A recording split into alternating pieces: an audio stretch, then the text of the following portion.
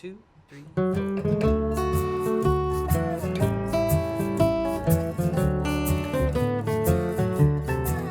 Well, it's peach picking time in Georgia, apple picking time in Tennessee, cotton picking time in Mississippi. Nobody picks on me. Well, it's Roundup there in Texas. The cowboys will make a whoopee. Way down in North Alabama, well, it's gal picking time for me. Yodelay, yodelo, yodelay.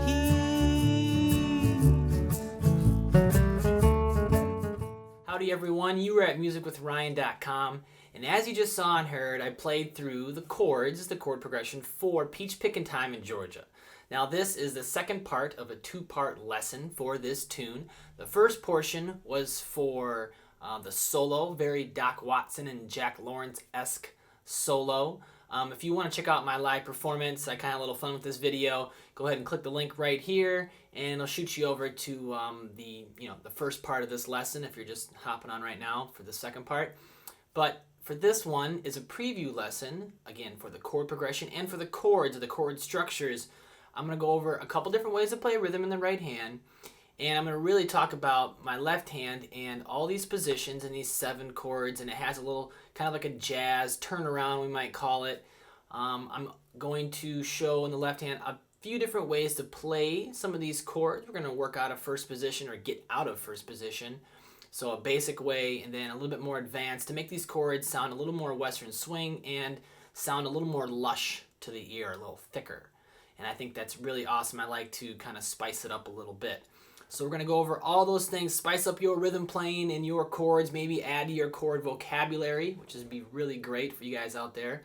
So let's go ahead and start walking through this chord progression lesson for Peach Pickin' Time in Georgia. Thanks for watching.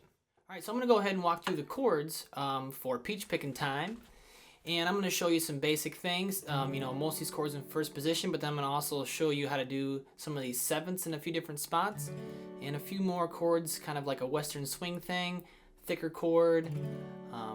It makes it more interesting. So I'm going to go ahead and the beginning.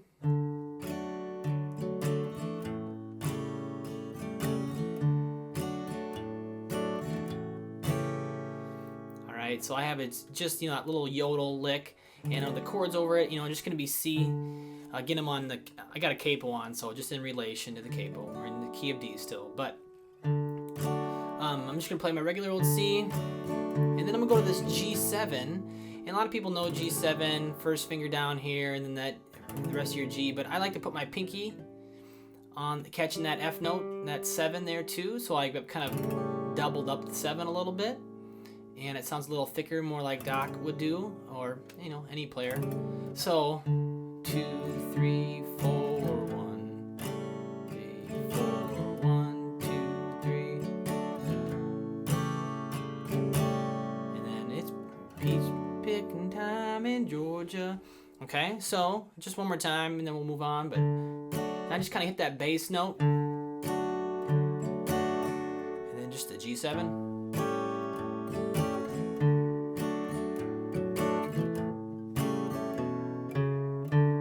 A little walk. You can do that walk or not. The bass might do it. Open A, 2nd fret A, 3rd fret. But I'm not going to go over too many bass walks. I'm just going to go over chord shapes and stuff. Kind of breeze through it.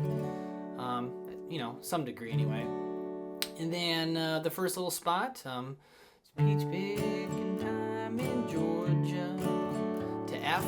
And I'm going to play the shorthand F. I know some people might want to play the bar, or if you don't know, that's alright. Apple picking time in Tennessee. And then, here's where I start to get a little different. Of course, those were first position chords, but I'm going to do G7. Okay, so what's going on there, Ryan? Well, first finger here, 3rd fret of the E. 2nd finger, 3rd fret of the D. And I'm going to put my pinky. You could use your 3rd finger there too, but my pinky on the 4th fret of the G. Now, I'm going to mute this A string right here, with my first finger. It's going to just barely touch. And I just want those 3 chords, or those 3 strings, to ring out. So it sounds pretty thick, and it's kind of, again, how a jazzer would do it, or a western swing guy playing backup. So, and then my pinky, oops, okay, my G, it's a G7. And again, that first finger is just muting the A string underneath. So that takes a little bit to get used to. All right, so I'm gonna, and then I'm kind of muting, I'm just lifting up the strings, or lifting off the strings, keeping my hand there. And then just go up to A, be the next chord, the 6th chord. I'm gonna do 6 major, so that same shape. Then when I go to my D7, I'm gonna do it right here. Just like C7, if you've done C7, you know, there's C, you add your pinky in the 3rd fret of the G, and you just move it up 2 frets. That's a movable shape. You can keep on going up the neck. D7. And then back to my, and I let my pinky be my guide back to my G7, or the 5 chord. So just that little, that first half of the verse, you know, peach picking time in Georgia, apple picking time in Tennessee. Here we go, G7, D7,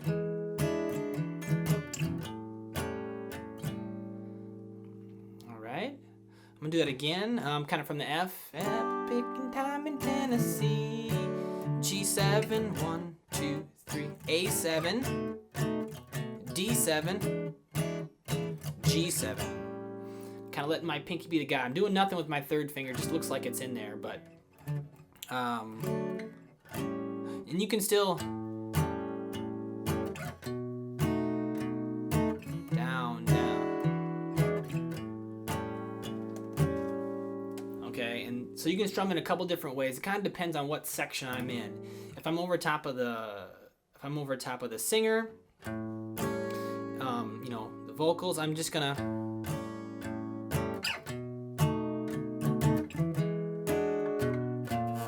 do a little walk there.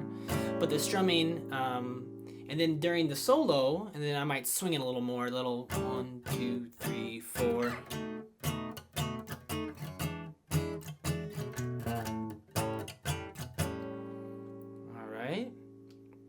And there's some other things in there. You see me do a little walk or whatnot. But I just want to make sure if this is a lot for you, just to kind of get those shapes used to moving around.